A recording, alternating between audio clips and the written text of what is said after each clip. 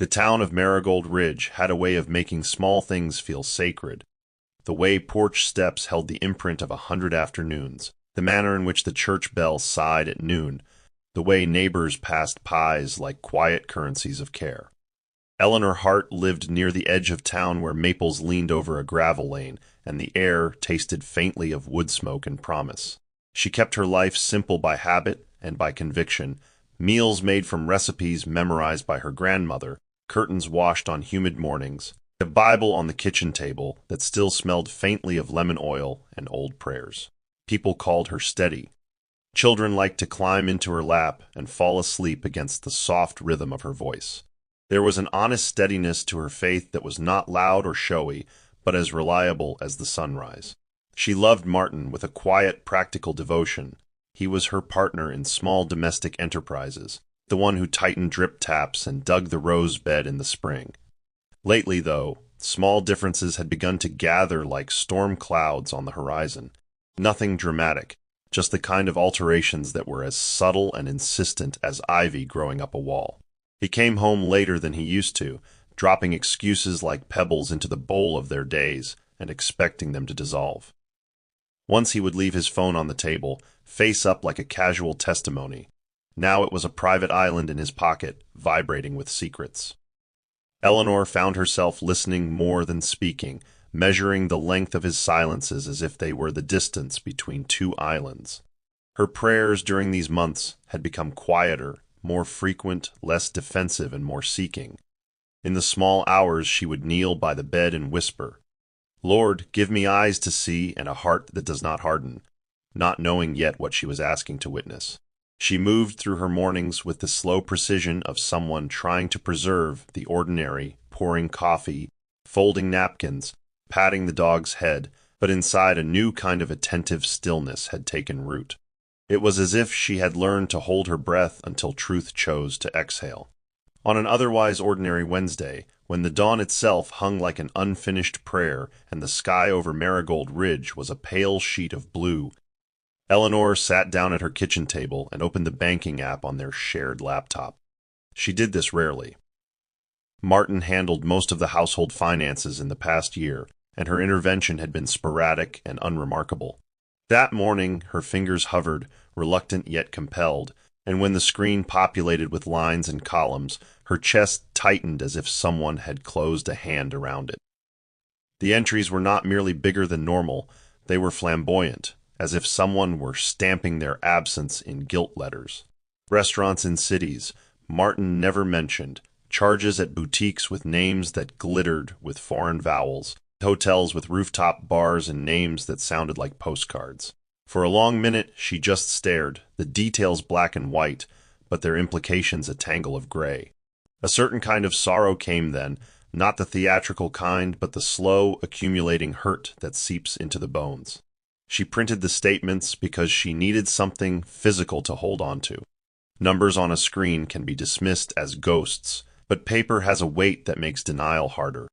As each sheet slid from the printer, she read it again and again, like someone reading runes, trying to divine meaning instead of blame. The truth of Luke 8 verse 17 hummed in her memory. Nothing hidden that will not be revealed. And she felt the words settle against the inside of her chest like an unavoidable dawn. She set the pages in a precise stack, aligning corners the way one aligns thoughts when a mind needs to be orderly enough to act. In the quiet that followed, she folded her hands, not out of ritual, but because prayer had become the only thing that felt like a clean lens through which she could look at what had become of her life. "Lord," she prayed, voice steady, "keep my feet on the narrow path when the road curves and throws me off." Afternoons in Marigold Ridge carried the scent of cut grass and the sound of conversation spilling over neighborly fences, but Eleanor's house seemed to hold its own weather that day. Inside, the air was thick with reckonings. She spread the printed pages across her dining table, as though laying out a map of some unfamiliar country. Every charge was a geographic marker leading to a place that was not hers. Every date a small chisel hitting at a foundation she had believed solid. She ran her fingertips along a line that showed a late-night charge at an upscale restaurant, tracing it as if the touch could convey meaning through papery resistance. Memory presented itself in incongruous flashes, Martin teaching their child to ride a bike, hands held steady at the small of the back. Martin laughing with his mouth open wide in the kind of way that used to reach his eyes. Those images felt like relics now, beautiful relics perhaps, but still relics. Eleanor did not rage. That would have been too noisy and perhaps too easy. Instead, she allowed sadness to be like a weather pattern she could examine and predict. She gave it a name and a timetable, and then she asked for divine guidance. She whispered Psalm 34, verse 18. The Lord is near to the brokenhearted, and let it be a salve more than a slogan. Grace, she believed, was not the withholding of hurt, but the steadying hand offered in the middle of it. The knowledge that the account was joint, a fact Martin had never acknowledged aloud, sat like a slow, quiet advantage on her side now. This was not about catching him in a trap, but about anchoring herself against the tide of uncertainty. She made no plans to expose him that night, no declarations, no sudden confrontations. Instead, she tidied the papers with careful hands, set them into a drawer not as a hiding place, but as a place of custody, where truth could be held without the heat of immediate reaction. Later, as evening crept in, she would kneel again at the foot of the bed and say the simple prayer she had learned as a child. One sentence that felt like a lifeline. Lord, let me see with mercy and act with wisdom. Night fell like a soft curtain over Marigold Ridge, pulling the day's colors into the cool hush of dusk, and Eleanor found herself walking slowly through the rooms of her home, as if every space might give her an answer if she approached it with enough patience. The living room still smelled faintly of lemon polish. The quilts on the back of the sofa had the soft, comforting fray of many evenings spent in easy conversation. She paused by the window and watched the street lamplight smear across the pavement, thinking about how light can reveal some details while leaving others in shadow. She held the photograph of her wedding day for a long time, smiling at the memory of vows pronounced with the naive certainty of youth. The photograph was not a proof against present pain. Rather, it was a testimony to the years that had been real and good. She prayed then with a deliberate calm that felt almost like a profession. Give me patience, she asked, not the impatient kind that demands answers overnight, but the patient kind that can wait with dignity for justice to do its work. She considered confronting Martin outright. Perhaps the temptation to tear down pretenses and speak hard truths would have been a release for some. That was not the woman she was at her core. Eleanor preferred to let truth work itself free like a trapped bird. She would open the door and wait until it chose to fly. That evening she read Isaiah 40 verse 31 quietly to herself, the promise of renewed strength for those who wait on the Lord. The verse lay over her like a cloak. When she finally settled into bed, she did so without illusions that the road ahead would be comfortable. Yet beneath the ache, there was a persistent ember of hope, fueled by a faith that had been honed in quieter struggles. She whispered a final prayer before sleep took her, asking for clarity, for courage, and for a heart that would not be embittered but transformed, come what may. The apartment where Clarissa Dunn lived sat beside the glimmering waters of Lake Meridian, a place where the reflections of passing boats danced like restless dreams. She adored the space because it felt like a stage set perfectly for the version of life she wished the world would believe she lived. Morning sunlight streamed through the tall windows and painted the hardwood floor in golden ribbons, and she often walked through them imagining herself as the heroine of a glittering fairy tale. Clarissa was the kind of woman who believed extravagance could fill the hollowness inside her. She chased luxury like a thirsty traveler chasing mirages across desert sands. When Martin entered her world, he fed her illusions with the skill of a seasoned magician, arriving with polished shoes, confident charm, and promises he dressed in silk words. She felt chosen, as though she had been plucked from obscurity and placed into a life where every whim could be indulged. Trips to boutique spas became weekly occurrences, and lunches at upscale restaurants felt like her new normal. She never questioned Martin's generosity, never wondered how the fountain of money stayed full. It was easier to drink from it without thinking, easier to believe fortune had finally decided to shine on her. Clarissa never imagined that each swipe of her card was not simply spending money, but chiseling away at the trust of another woman, someone she had never met and never considered. She floated through her days decorated in expensive perfumes and shimmering dresses, a queen of her own illusions, unaware that the ground beneath her was not marble but thin ice. She believed Martin's affection was unbreakable, believed his stories without blinking, believed the lies because they felt like warm blankets against the coldness she had known for far too long. She never saw the shadows gathering around her actions, never sensed that her unchecked appetite was weaving a web that would soon entangle her in ways she could not foresee.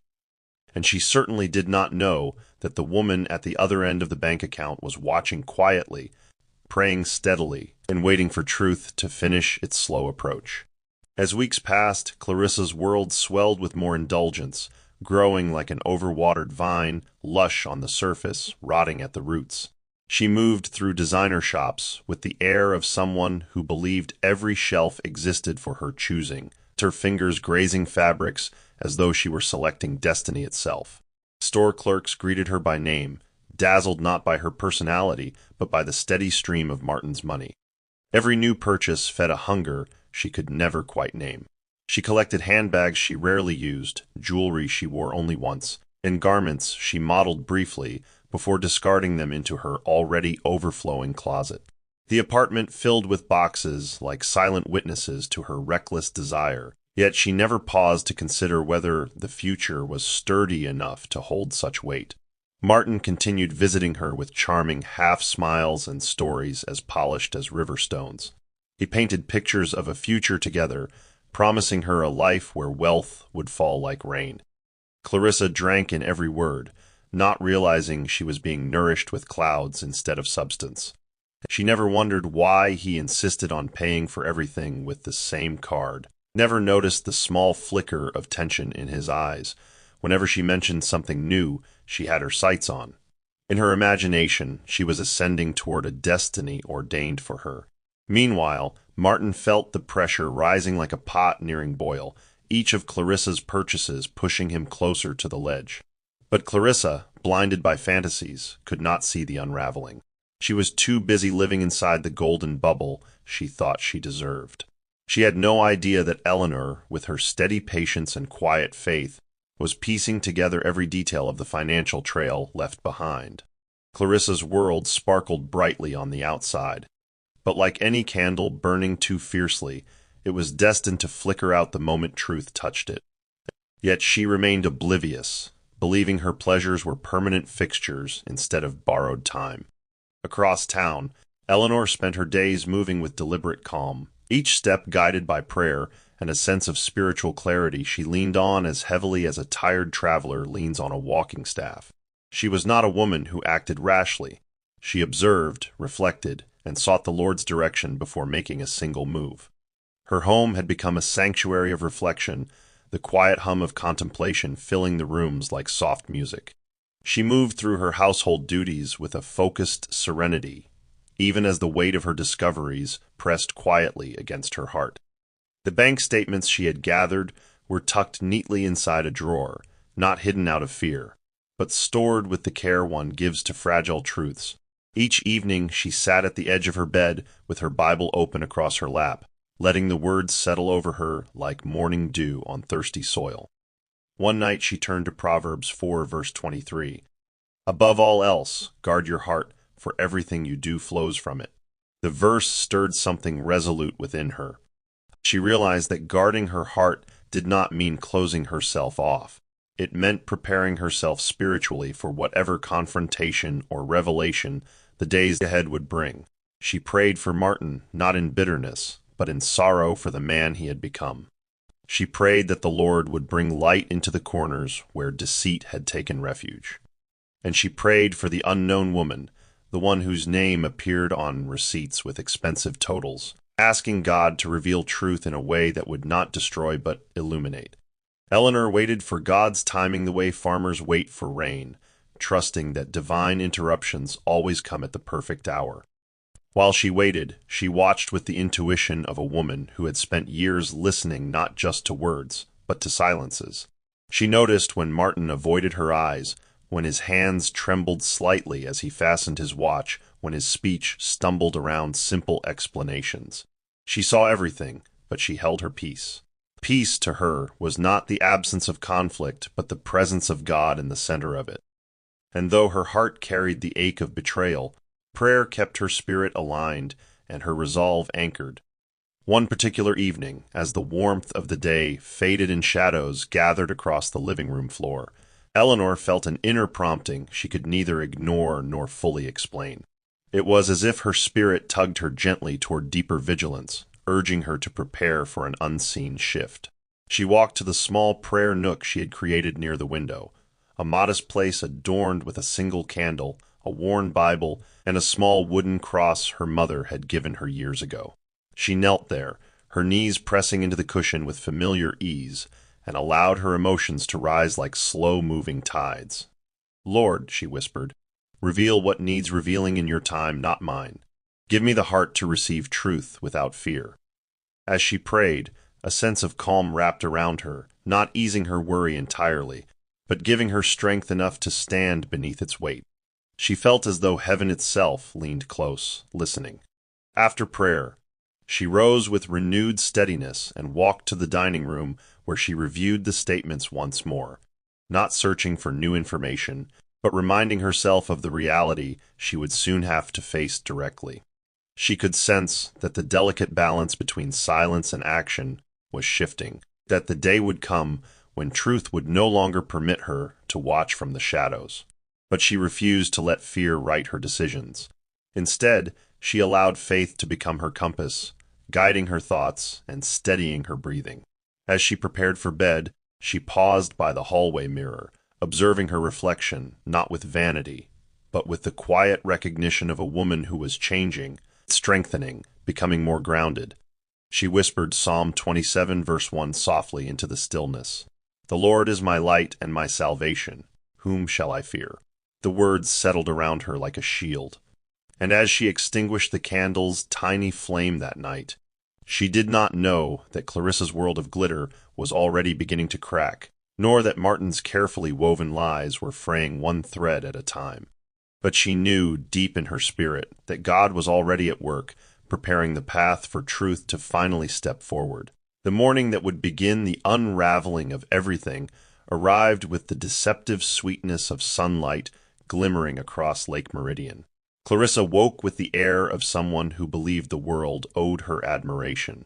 She slipped into a silk robe, humming a tune that matched her self-assured stride as she prepared for another day of indulgent shopping. The air in her apartment smelled faintly of orchids and expensive candles, and her vanity sparkled with perfumes she had purchased on whims. She strutted into her oversized closet and selected a sapphire dress she had been saving for no particular occasion, because in her mind, every day was a ceremony for her own grandeur. With each step she took down the hall, her heels struck the floor like drum beats of entitlement. She didn't see the edges of her kingdom already wearing thin. Clarissa had grown accustomed to cashiers smiling widely whenever she appeared at their counters, recognizing her as a woman who seldom asked for prices. So when she reached Belladonna Boutique that morning, she expected the usual ritual of adoration in excess. The moment she laid her hands on a shimmering handbag displayed beneath glass, it felt as though the universe had crafted it just for her. She approached the counter, smiling with effortless confidence as she handed over the familiar card. But the moment the cashier's polite smile stiffened, Clarissa's heart fluttered with a confusion she didn't yet know how to process. "It seems the card isn't going through," the cashier murmured delicately. Clarissa blinked, laughing dismissively as though the universe had simply made an error on her behalf. She insisted they try again, then again, and again. Each decline felt like a small crack in the flawless mirror of her self-image. By the fourth attempt, her cheeks burned hot, not from embarrassment, but from panic creeping up her spine like icy fingers. She fumbled through her purse for another card she knew had no money on it, yet she tried it anyway in desperation. Another decline. Silence swallowed her.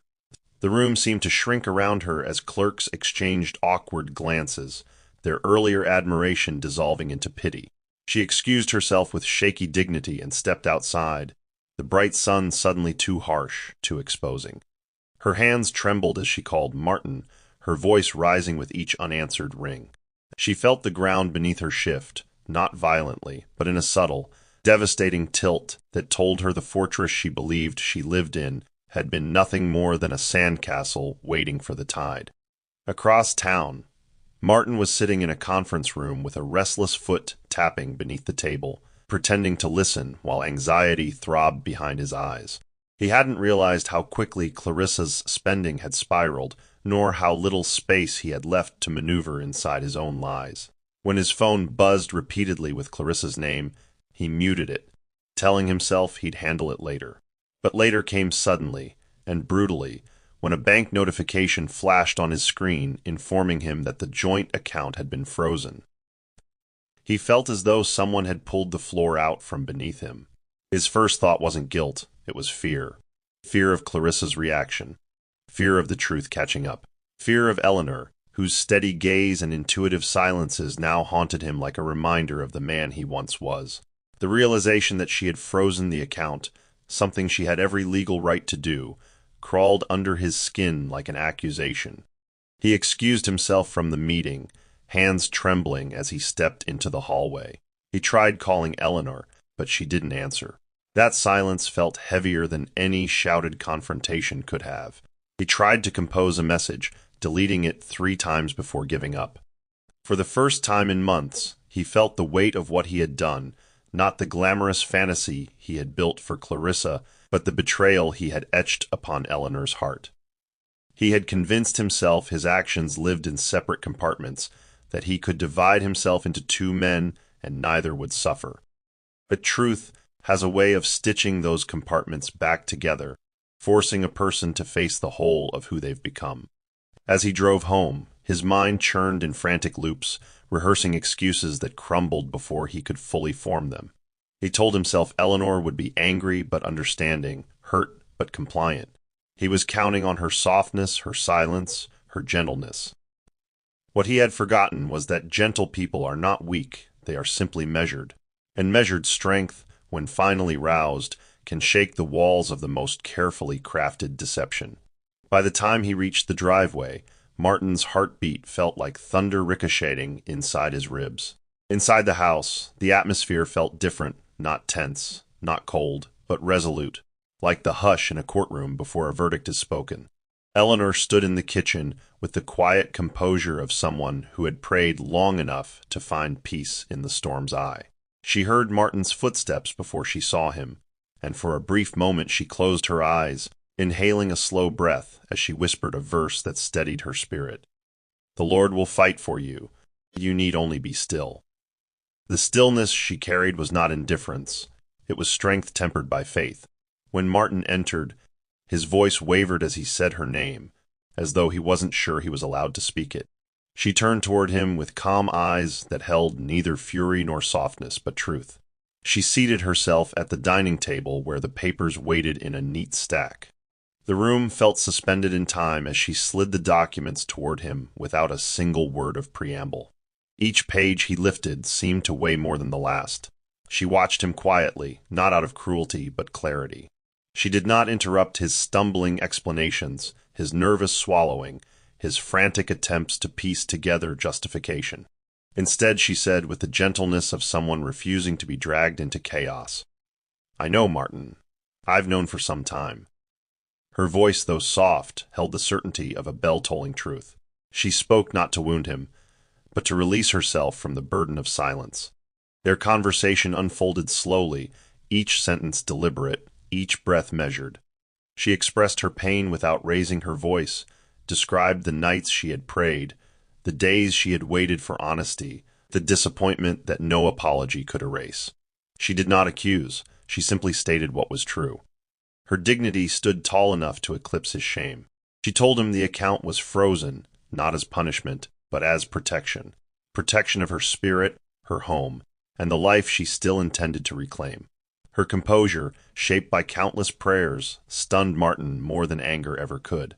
He realized then that Eleanor's strength did not roar, it radiated. And in that radiance, his guilt and excuses withered like plants deprived of light. The night deepened around the house, wrapping everything in a soft tenor of consequence and clarity. When the conversation had ended, Eleanor stepped outside onto the porch, needing a moment alone to breathe in the cool air and let her thoughts settle into their rightful places. Crickets sang in the grass, and a faint breeze brushed against her skin, carrying the earthly scent of pine and distant lake water. She leaned against the railing and looked up at the expanse of sky littered with stars, each one a small but steady reminder of divine order. She whispered a prayer, not for Martin, not for Clarissa, not for revenge or vindication, but simply for God to continue guiding her feet. She asked for wisdom for the steps ahead, for the courage to choose healing instead of bitterness, for the discernment to protect herself without hardening her heart. The answer didn't come as a voice or a sign. It came as a sense of peace that settled gently into her chest. She felt lighter, not because the situation was resolved, but because she had finally stepped fully into her own strength. Not a loud strength, not one built on anger or vengeance, but a deeply rooted one strengthened by grace. She turned back toward the house, knowing that the future would not be shaped by Martin's betrayal, but by her resilience. She knew she would rise from this with her dignity intact, her faith sharpened, and her spirit unbroken.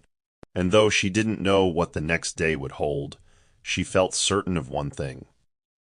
God had carried her through the darkest part of the night, and she would walk forward, triumphant, into whatever dawn awaited her. In life, stories like Eleanor's remind us that quiet strength is often the most powerful. Many people believe that being calm means being weak, but Eleanor teaches us that gentleness mixed with prayer builds a kind of resilience no storm can break.